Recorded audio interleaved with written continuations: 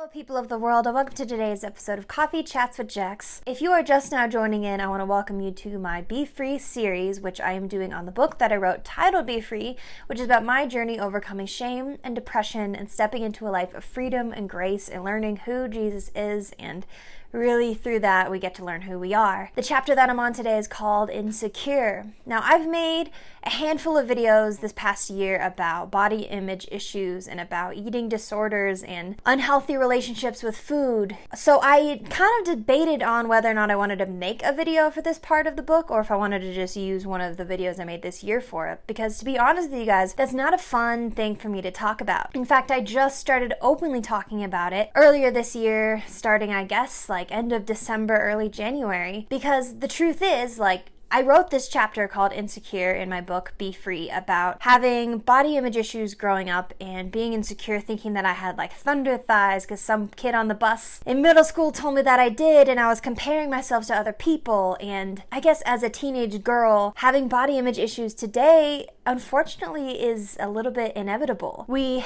as women, or even men, I'm assuming, but just speaking as women, because that's my only experience, clearly, I'm a girl. From my experience, it's almost impossible to not compare myself not only to the people that I see on TV, but also to my peers, people in my life. And I'm assuming even now it's probably even more difficult with kids growing up in high school and middle school with social media at our fingertips. Whenever we want, we get to see the best of the best on every social media platform at all times. That must be really hard. So my chapter Insecure in Be Free is about that, but the truth is I go into much greater detail about my own personal journey with body image issues and eating disorders in my new book, Finding Home. You'll hear me talk about that a lot more because basically when I was 17, it was the beginning of my eating disorder. I had little things here and there growing up in middle school, like I talked about in my book, but this really started to take place for me when I was working for someone who had a lot of power in my life, a lot of influence in general, and I really wanted this person to like me and approve of me because all my identity came from him. Pretty much just a dysfunctional relationship. And he would be constantly talking about how I used to be thicker, but it's okay because now I'm thin, and now how'd I look so good because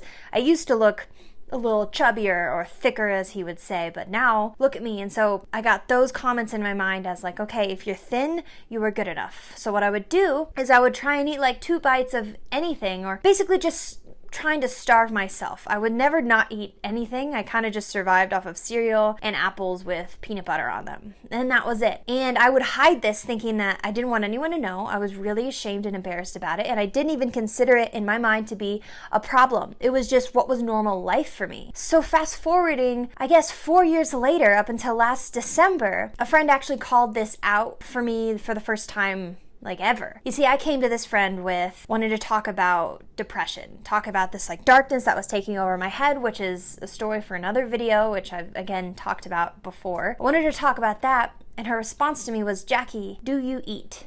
And her asking me this question was really embarrassing and exposing for me because I didn't realize people noticed my eating habits and what I did. And she started talking to me about how eating can affect your mood, but she sees me every single day and she knows my eating habits and she's known me for the past 4 years and when it all began. And that opened up this whole new dialogue of what even is an eating disorder? What is an unhealthy relationship with food?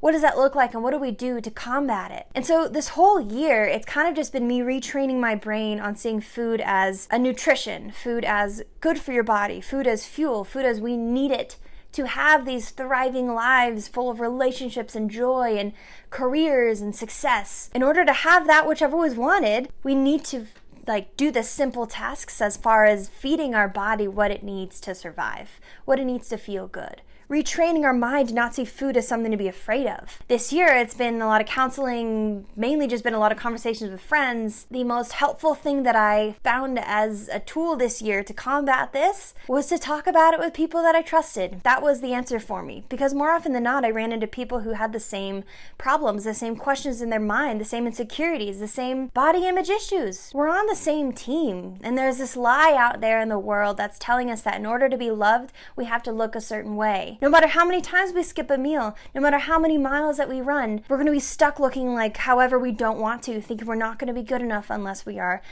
thin, stick, skinny. The root of the eating disorder that I had, outside it being like a control thing, it's also the desire to be loved and accepted. In my mind, I kind of grew to believe the lie that in order to be loved, I had to be thin. It's not a bad thing to take care of yourself, to take care of your body, and to eat good, healthy food. That's actually what I've been training myself to do. But it is not a good thing when you're terrified that if you eat more than 2 bites of a sandwich, that you're gonna expand and no one's gonna love you and everything you did was a fail, and that's not healthy. So for those of you watching this video today, I want to ask you to really just look inward. What is your relationship with food? Do you see food as an enemy? Do you feel like you're constantly on this like rabbit trail, hamster wheel cycle of trying to lose this weight that you think you have to lose, that you obsess over? What is your relationship with your body and your food? And what do you see when you look in the mirror? And then number 2, who are people in your lives that you can talk to about it? Because if you aren't talking about it, then you are fighting a war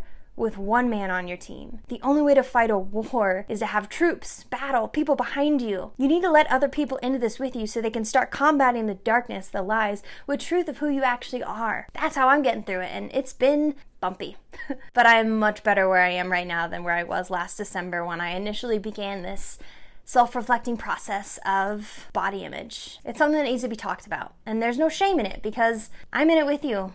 There's plenty of people that I've found that are in it with me, and so we're all in this together, you guys, as High School Musical-y as that sounds. I love you. If you would like to order a copy of Be Free and the discussion questions that come along with it, that this video series is going through, there's a link for that in the description box below. Click that link, go buy the book, look at the discussion questions, keep up with my video series, and follow me along on this journey. And if this topic specifically is one that you want to learn more about, then stay tuned for my book, Finding Home, because I go into way greater detail in that book, which hopefully will be out in the next month or so. But stay tuned. I love you. Thank you for watching this video, and I will see you next time.